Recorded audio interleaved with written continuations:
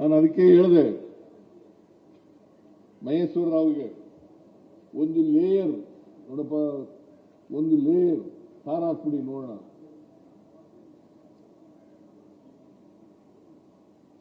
ಅದು ಹಾಕೋದ್ರಿಂದ ನಿಮಗೆ ಗುಂಡಿಗಳು ಮುಚ್ಚುತ್ತವೆ, ಮತ್ತೆ ಮೋಟಾರಬಲ್ ರಸ್ತೆ ಆಗ್ತದೆ, ಸುಲಭವಾಗಿ ತಿರುಗಾಡಲಿಕ್ಕೆ ಅನುಕೂಲ ಆಗ್ತದೆ. ಅದಕ್ಕೋಸ್ಕರ ಇಂಥ ಈ ನರೇಂದ್ರ ಮೋದಿ ಇದ್ದಾರಲ್ಲ, ಅವರು ಎಷ್ಟು ಒಳ್ಳೆಯವರಾಗಿ ಕಾಣುತ್ತಾರೋ ಅಷ್ಟೇ ಅವರಲ್ಲಿ ಕರ್ನಾಟಕದ ಬಗ್ಗೆ ದ್ವೇಷ ಇದೆ. ಕರ್ನಾಟಕದ ಬಗ್ಗೆ ದ್ವೇಷ ಇದೆ. ನಮಗೆ 15ನೇ ಹಣಕಾಸಿನ ಆಯೋಗದ ಪ್ರಕಾರ 11,495 ಕೋಟಿ ರೂಪಾಯಿ ಬರಬೇಕಾಗಿತ್ತು. 1 ರೂಪಾಯಿನೂ ಕೊಡಲಿಲ್ಲ.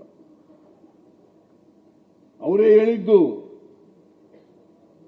ಬೆಂಗಳೂರು ನಗರದಲ್ಲಿ ಪೆರಿಫೆರಲ್ ರಿಂಗ್ ರೋಡ್ಗೆ 3,000 ಕೋಟಿ ಕೊಡ್ತೀವಿ, ಕೆರೆಗಳ ಅಭಿವೃದ್ಧಿಗೆ 3,000 ಕೋಟಿ ಕೊಡ್ತೀವಿ, 5,495 ಕೋಟಿ ನಿಮಗೆ ಗ್ರಾಂಟ್ಸ್ ಕಡಿಮೆ ಆಗ್ಬಿಟ್ಟಿದೆ, ತೆರಿಗೆ ಬಂದಿರೋದು ಕಡಿಮೆ ಆಗ್ಬಿಟ್ಟಿದೆ, ಅದಕ್ಕೋಸ್ಕರ ನಿಮಗೆ ವಿಶೇಷ ಅನುದಾನ ಕೊಡ್ತೀವಿ ಅಂತೇಳಿ 5,495 ಪ್ಲಸ್ 6,000 ಎಷ್ಟಾಯ್ತಪ್ಪ?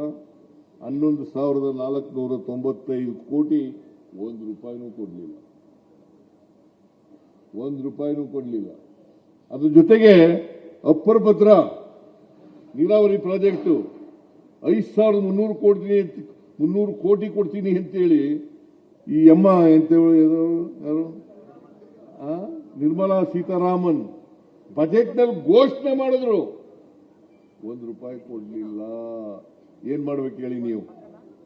ಹೇಳ್ರಿ, ನೀವೆಲ್ಲ ಹೇಳ್ರಿ, ಬೆಂಗಳೂರು ನಗರದ ಜನ ಹೇಳಿ. ನರೇಂದ್ರ ಮೋದಿ ಮೋದಿ ಮೋದಿ ಅಂತ ಓಟ್ ಹಾಕ್ಬಿಡ್ತೀರಲ್ಲ ಪಾರ್ಲಿಮೆಂಟ್ನಲ್ಲಿ. ಇವರು ಒಂದಿನ ಮಾತಾಡಿದಾರ? ನಿಮ್ಮ ಪಾರ್ಲಿಮೆಂಟ್ ಮೆಂಬರ್ ಯಾರು? PC ಮೋಹನ್ ಯಾವತ್ತಾರು ಒಂದಿನ ಮಾತಾಡಿದಾರ? ಮತ್ತೆ ಸುಮ್ಮನೆ ಓಟ್ ಹಾಕ್ತೀರ? ಸುಮ್ಮನೆ ಓಟ್ ಹಾಕೋದು.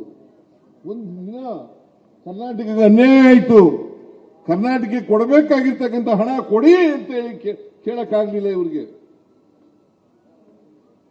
ಒಂದು ದಿನ ಮಾತಾಡಲಿಲ್ಲ.